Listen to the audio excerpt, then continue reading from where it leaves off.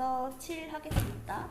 조지훈의 눈 오는 날에 요거는 눈 오는 날의 풍경을 잘 생각을 하셔야 돼요. 눈 오는 날 눈이 이 화자한테 어떤 식으로 생각이 들까, 눈 오는 날의 풍경에 대해서 화자가 어떤 생각을 할까를 보시면 됩니다. 검정 수목 두루마기에 흰 동정 달아입고 창에 기대면 화자가 뭘 입고 있다?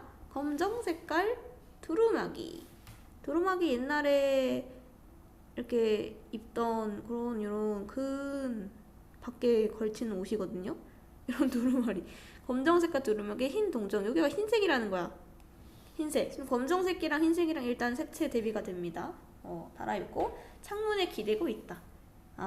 약간 옛날 사람인가 봐요. 그치, 이런 두루마리 같은 거 입고 창에 착 기대고 있어. 뭘 봐, 창문 밖에. 박넌출 상기남은 기울은 울타리 위로 장독대 위로 새하얀 눈이 마려 쌓인다. 창문 밖에 눈이 오고요. 울타리 위 장독대 위로 새하얀 눈이 내려서 쌓인 모습을 봅니다.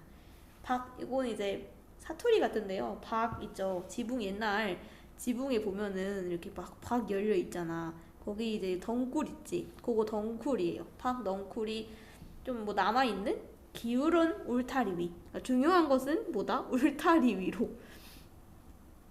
울타리, 여기 장독대. 뭐 그림이 이래. 울타리 위로, 장독대 위로 눈이 쌓인 거지. 그치? 새하얀 눈이 이렇게 내려서 쌓여 있는 그 모습을 창문 밖에서 지금 보고 있는 거죠. 창문 밖에, 여기 창에 기대서 밖의 모습을 보고 있는 거지. 그지? 뭐 하고 있는지, 어떤 풍경을 보는지가 중요한 거니까요. 홀로 지니던 값진 보람과 빛나는 자랑을 모조리 불사르고, 다 불사르고 다 없어버린 거지. 그지?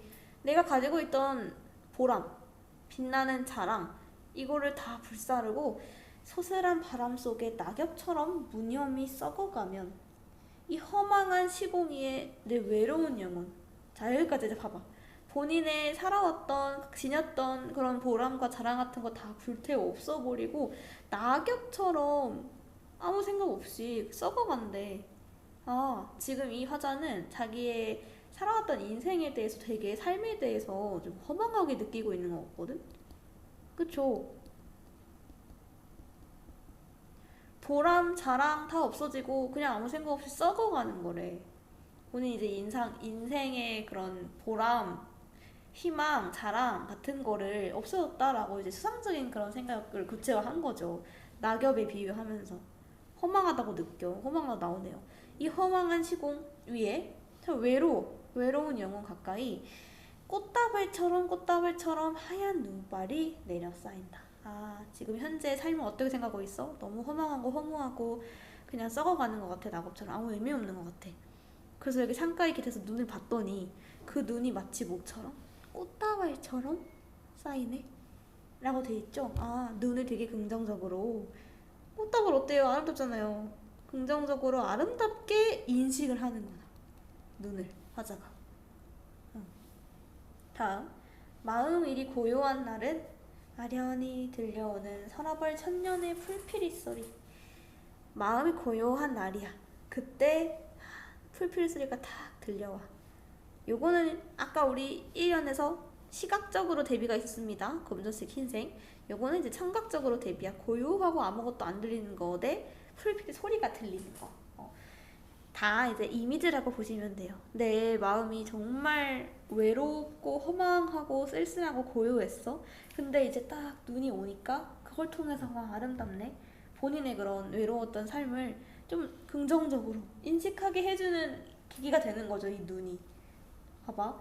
비애로 하여 내 혼이 야위기엔 절망이란 오히려 나리는 눈처럼 포근하구나. 눈을 통해서 포근하다고 느껴. 심리적으로 지금 위안을 느끼고 있어요, 화자가. 심리적 위안. 비애는 슬플 애자거든요. 비애, 절망 이런 걸로 내 혼이 야위기에는 아직 아니다. 그러니까 너무 비애와 절망에 가득 찼어. 외로웠어. 근데 눈이 포근해. 그러니까 눈을 보면서 지금 심리적 위안을 얻고 있는 화자의 모습을 볼 수 있습니다.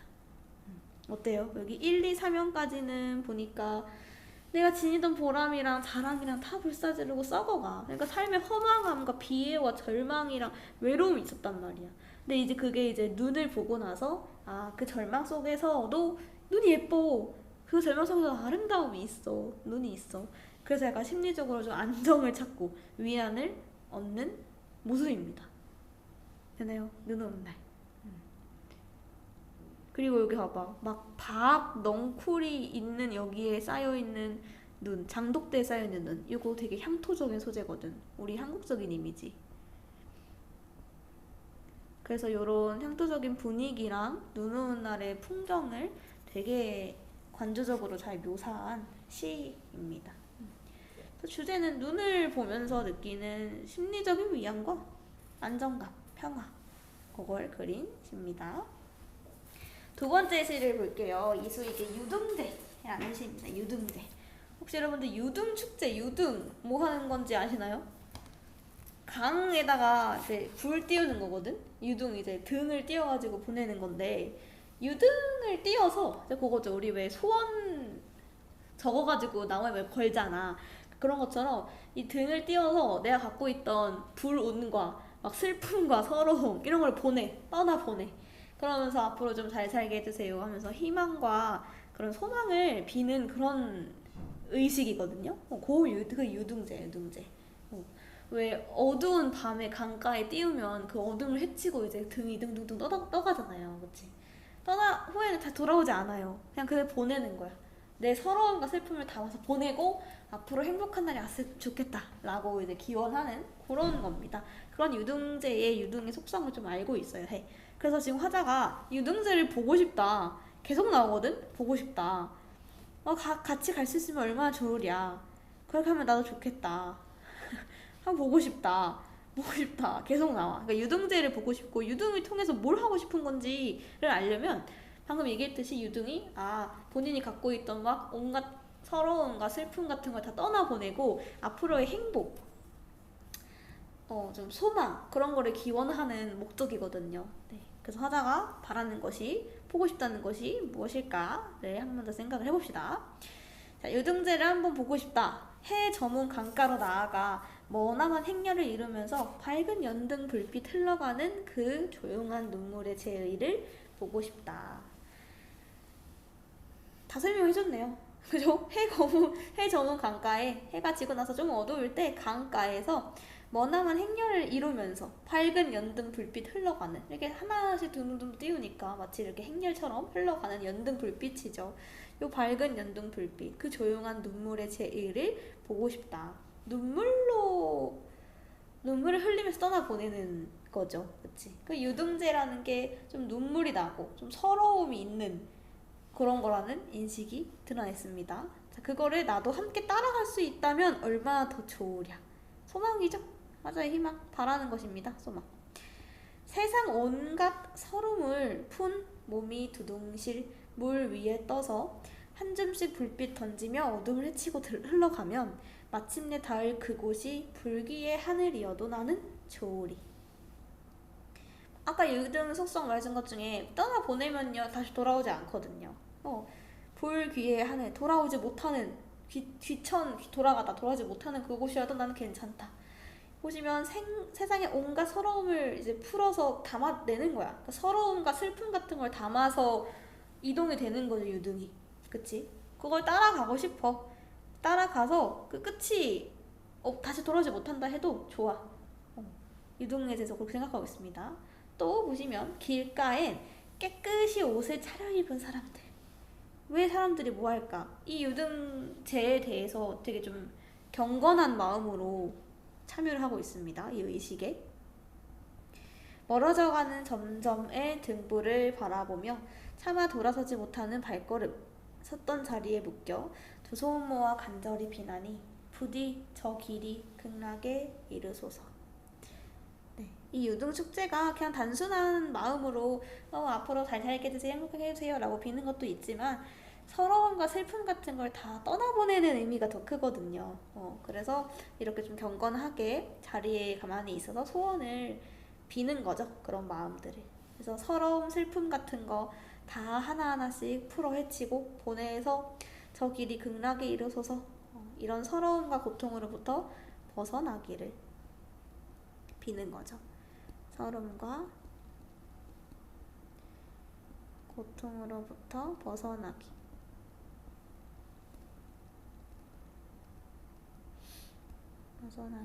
소망합니다. 이것도 계속 반복됩니다. 유등제를 한번 보고 싶다.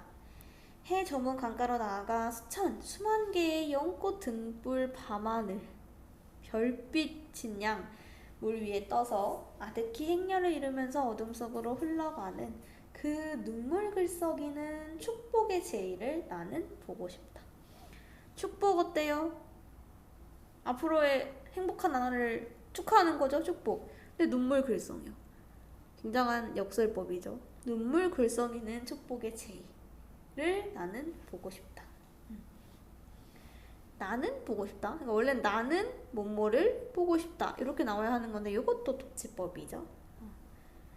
자, 눈물 글썽이는 축복의 제의다. 왜 눈물 글썽해? 여태까지 힘들었고 서러웠고 슬펐잖아. 그치? 근데 그걸 보내면서 앞으로는 행복했으면 좋겠다라는 걸 바라니까 되게 역설적인 성격을 가지고 있는 그런 제의입니다.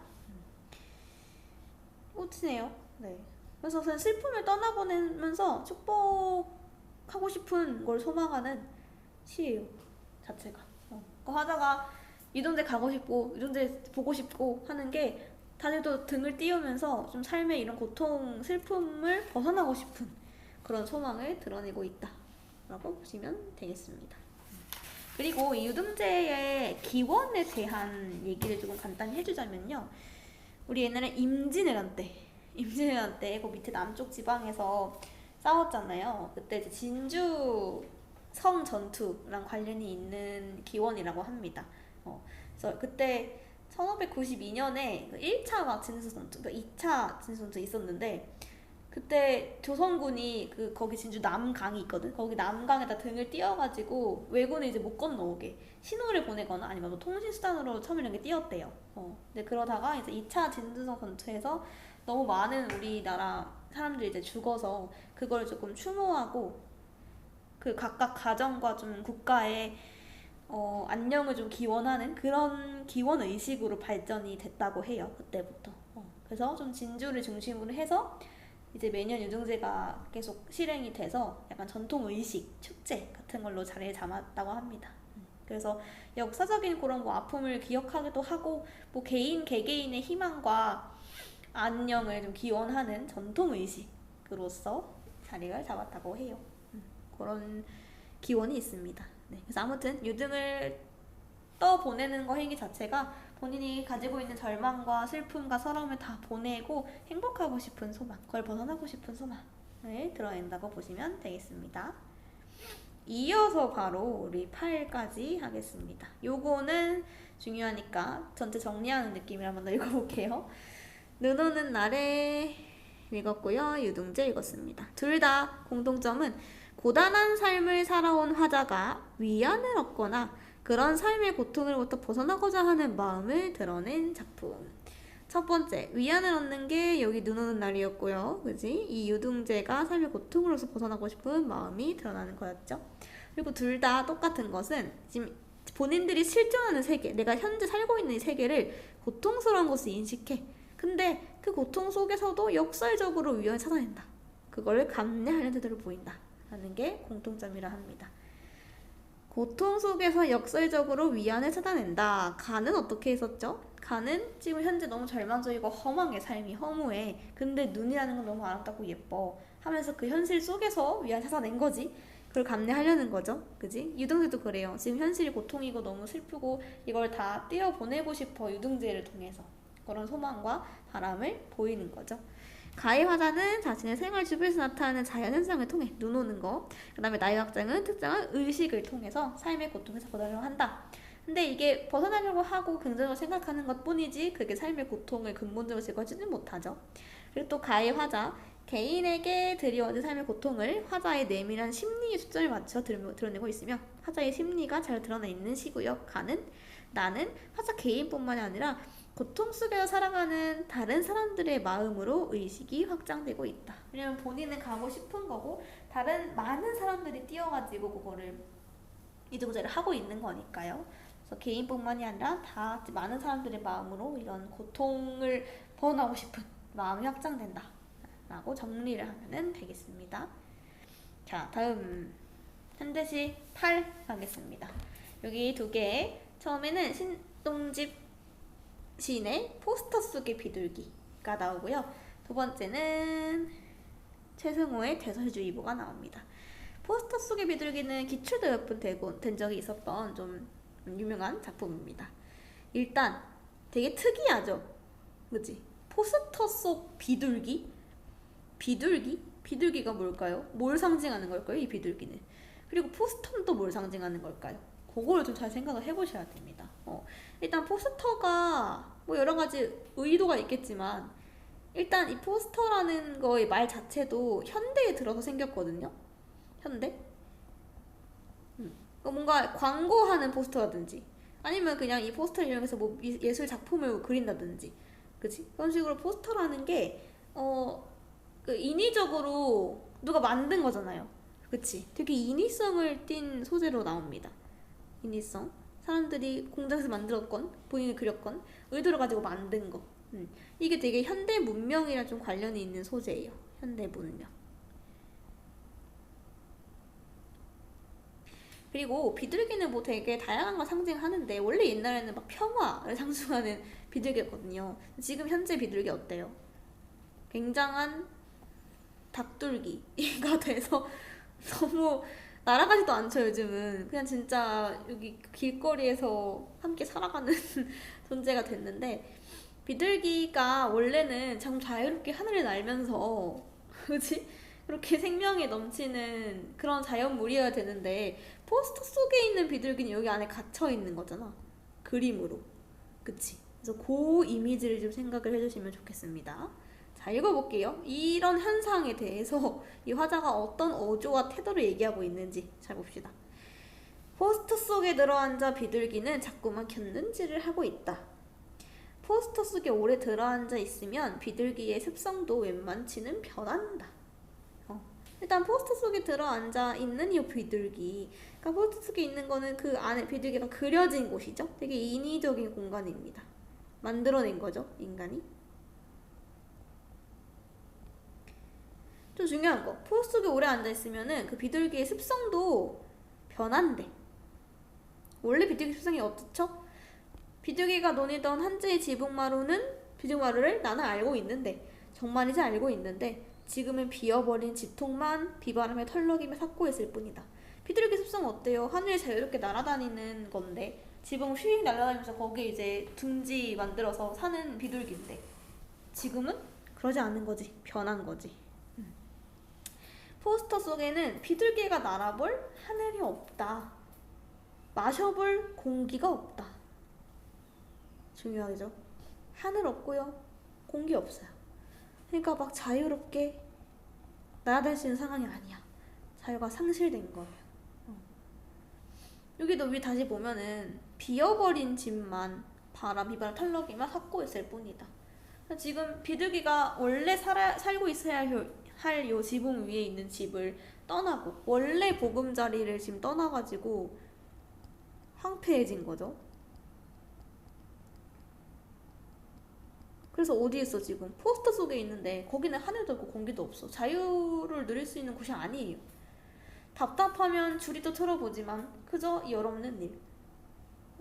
의미 없죠. 좀 부끄러운 일이죠. 그의 몸을 짓구겨 누가 찢어봐도 피 한 방울 나지 않는다. 당연하겠지? 왜냐면 포스터 속에 있으니까. 포스터 속에서 그냥 인쇄되어 있는 그림이니까. 그러니까 생명력이 없는 거예요. 당연히 생명력이 없어. 똑같아. 불 속에 던져 살라봐도 잿가루 하나 남지 않아. 똑같죠? 생명력 없다. 그는 찍어낸 포스터 수많은 복사 속에 닫힌 데 하나 없이 들어앉아 있으니 차라리 죽지 못해 그는 탈이다. 중요한 이유는 이걸 통해서 그래서 화자가 이런 포스터 속에 있는 비둘기에 대해서 어떻게 생각하는데 어떤 태도를 보이는데 해가 나오죠. 차라리 죽지 못해 탈이다. 생명력이 없어 비둘기가. 그냥 수많은 복사 속에 찍어낸 포스터 중에 하나야. 그치? 그냥 대량 인쇄들. 대량 인쇄. 다 똑같은 거죠. 다 똑같은 모습으로 되어 있는 걸 획일성이라 합니다. 획일성. 개성 없고 다 똑같이 살고 있는 거. 그래서 결국 비둘기를 통해서 이 화자가, 시인이 보여주려고 하는 게 뭘까요? 현대 문명 속에 자유와 생명력을 잃어버린 우리 현대인들이에요. 현대인들. 맨날 다들 똑같은 옷을 입고 똑같은 그런 삶을 살아가는, 자유를 잃고 생명력을 잃고 살아가는 그런 현대인들을 이렇게 비판적인 어조로 드러내고 있는 거죠. 현대인의 비애. 자유와 생명력을 산실한 채 그냥 다 똑같은 모습으로 똑같이 현대 문명을 살아가고 있는 그런 현대인들을 이렇게 비판적인 인식으로 드러낸 시입니다.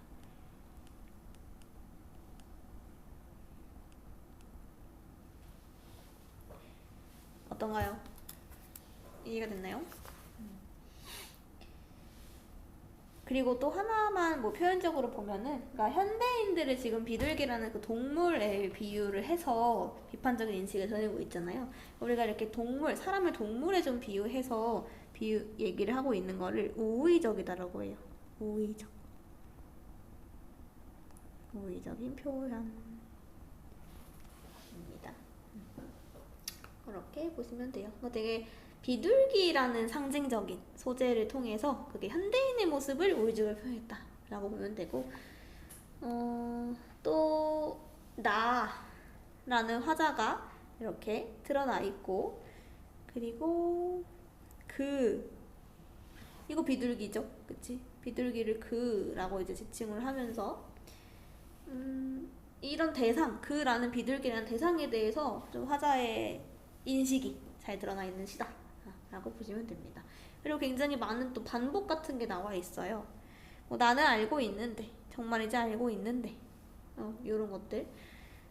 또 하늘이 없다, 공기가 없다, 이런 것도 있고, 피 한 방울 나지 않는다, 나지 않는다, 이런 반복도 있고, 그치? 그래서 반복을 통해서 그러니까 이런 비판적인 현실 인식을 계속 강조하고 부각을 하는 거죠. 제일 중요한 거, 죽지 못해 탈이다. 이런 역설적인 인식을 통해서 현대인들의 비애, 자유를 잃고 획일적으로 살아가는 현대인의 삶에 대한 그런 인식을 드러내고 있다 라고 보시면 되겠습니다. 자, 밑에 시로 넘어갈게요. 대설주의보. 또 눈이네. 아까 조지훈 씨에서 눈은 현재의 고통스럽고 절망적인 삶을 좀 위로해주고 위안해주는 존재였는데, 여기서 눈은 또 어떻게 나올까를 볼게요. 해일처럼 굽이치는 백색의 산들. 벌써 심상치가 않아. 해일을, 쓰나미를 인간이 맞닥뜨리면 어떻게 해야 되죠? 못 피하면 죽는 거지. 그죠? 그러니까 너무 거대하고 되게 강압적인 이미지야. 해일. 백색의 산이야. 왜? 산에 눈이 막 내렸으니까 다 백색이야. 눈이 내린 그 산의 모습이 마치 해일처럼 이렇게 굽이치네? 라는 이미지가 그렇게 시작합니다. 제설차 한 대 올리 없는 깊은 백색의 골짜기를 메우며 굵은 눈발을 휘몰아치고 조그만 숫덩이만한 게 짧은 날개를 파닥이며 굴뚝새가 눈보라 속으로 날아간다. 자, 일단 지금 풍경을 보시면요, 눈이 막 눈보라치고 쏟아져 내리는 그런 산의 모습이야. 그게 해일이라고 돼 있지. 지금 제설차 한 대 올 리가 없어. 그러니까 지금 뭐 고립돼 있어요. 엄청난 골짜기야. 이 눈이 주는 이 강압감을 해결해 줄 수 있는 게 없어. 그 골짜기를 메우면서 계속 굵은 눈발이 휘몰아치는데, 이 조그만 게 짧은 날개를 파닥파닥 하면서 걔가 이제 굴뚝새예요. 그 굴뚝새가 눈보라가 날아가고 있어. 얘는 어때? 지금 이런 풍경과 강압적이고 거대한 눈이 막 쌓여있는, 눈이 치워지지 않는 눈보라가 날리는 그런 풍경과 굉장히 대비가 되죠. 이 조그마한 눈덩이 조금 새요. 되게 작고 연약한 새예요. 작고 연약한 이미지.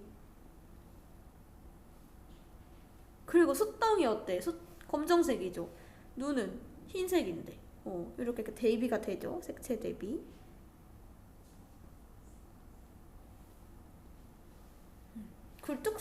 굴뚝색과의 진짜 새인데 한 6, 7cm 정도래 실제로. 되게 조그만 거야. 그 조그만 애가 이런 눈보라 굵은 눈발 휘몰아치는 이 헤일 같은 산들을 이제 날개 파닥이면서 날아가고 있는 거죠. 자, 길 잃은 등산객들 있을 듯 외딴 두메마을 길 끊어놓을 듯 은하수가 펑펑 쏟아서 날아오듯 덤벼드는 눈. 자, 지금 눈이 어떻게 오는지를 계속 설명해주고 있어. 길 잃은 등산객들이 있을 것 같이 눈보라에 눈에 이제 피해를 입을 만한 상대가 있을 것 같은 마을, 외딴 두메마을은 길이 끊어질 것 같은 눈. 은하수가 펑펑 쏟아져 올 것 같은 그렇게 오는 눈이야. 되게 심하게 오는 거죠, 눈이. 다투어 몰려오는 힘찬 눈보라의 군단. 눈보라가 내리는 백색의 계엄령. 계엄령? 아, 이 눈이라는 거 진짜 찐 대설주의보, 찐 눈이 오는 거를 얘기하고 있는 게 아니구나. 계엄령이죠. 그리고 군단이죠. 군대의 무리들. 아, 이렇게 폭력적이고 강압적인 눈을 통해서 결국 보여주려고 하는 것은 이런 군사 독재. 폭력적이고 억압적인 그냥 상황인 거지. 누구를 힘들게 하는 조그만, 작고 연약한 이 시대 때 작고 연약한 그치만 살아가야 하는 우리 민중들. 되나요? 결국은 이렇게 심하게 폭력적으로 쏟아지는 눈을 통해서 보여주려고 했던 건 요거였어. 다음, 조그만 수덩이만한 게 얇은 날개 바닥이며 날아오다. 거칠한 굴뚝새가 서둘러 뒷간에 몸을 감춘다. 그 어디에 부리부리한 솔개라도 도사리고 있다는 것일까? 지금 뒷간에 몸을 감춰요. 왜? 무섭잖아. 불안하잖아. 가다가 나에게 부러지면 어떡해. 너무 지금 폭력적으로 내리는데 공포죠. 부리부리한 솔개 같은 거는 얘를 조그마한 이 굴뚝새를 잡아먹는 애겠지. 그치? 위협이 되는 존재겠죠. 위협적 존재. 지금 굴뚝새의 상황이 어때요? 너무 원래 조그매가지고 그냥 살기도 힘든데 그치? 눈이 엄청 내리고 있고 막 솔개가 도사리는 것 같은 그런 공포와 불안에 떨고 있습니다. 길 잃고 굶주리는 산짐승들 있을 듯 눈더미의 무게로 소나무 가지들이 부러질 듯 다투어 몰려오는 힘찬 눈보라의 군단. 요거 아까랑 계속 반복이죠. 눈이 막 군단처럼 막 몰려오는 막 계엄령 같이 몰려오는데 마치 길 잃은 등산객들, 두메마을 길이 끊어져. 또 여기도 보시면 길 잃고 굶주리는 산짐승들, 소나무 가지들이 부러져. 이게 눈 때문에 지금 받는 고통들이죠. 그치? 그렇게 힘차게 눈이 내린다. 떼죽나무와 떼끓이는 외딴집 굴뚝에 헬처럼 굽이치는 백색의 골짜기에 눈보라가 내는 백색의 계엄령. 외딴집이니까 산속에 있는 애들 얘는 완전 고립됐겠네요. 그치? 그래서 결국 이게 눈이 어마어마하게 많이 강압적으로 폭력적으로 오는 상황에서 그 속에서 어떻게든 살아가 보려고 하는 굴뚝새를 통해서 결국 눈이라는 거는 우리에게 오는 폭력적인 그런 군사의 독재 정권 시절 그리고 그 속에서 불안과 공포에 떨면서 어쨌든 살아나고자 하는 민중들을 굴뚝새로 표현한 것이다. 그러니까 그 당시에 민주주의, 자유라는 거를 억압하는 현실이었잖아요. 그지? 그렇게 억압적이고 폭압적인 군부 독재의 정치 상황을 반영한 시다라고 보시면 되겠습니다. 그래서 이것도 밑에 한번 같이 읽어보겠습니다. 자, 포스터 속 비둘기 현대문명과 관련된 소재 포스터죠. 그걸 활용해서 그것이 환기하는 인위성, 획일성에 매몰된 채 자유를 잃고 살아가는 현대인의 모습을 풍자적으로 형상화하고 있는 거였고요. 자, 대사주의보는요. 군부 독재와 그 폭력성을 연상시키는 표현. 해일 같은 눈, 백색의 산들, 휘몰아치고 군단 이렇게 표현했죠. 그러니까 1980년대 폭압적 시상을 우의적으로 드러냈다. 그리고 공포 속에서 자유를 박탈당한 채 살아가며 했던 우리 민중의 모습들이 굴뚝새를 통해서 나타나고 있는 것이죠. 그렇게 정리하면 되겠습니다.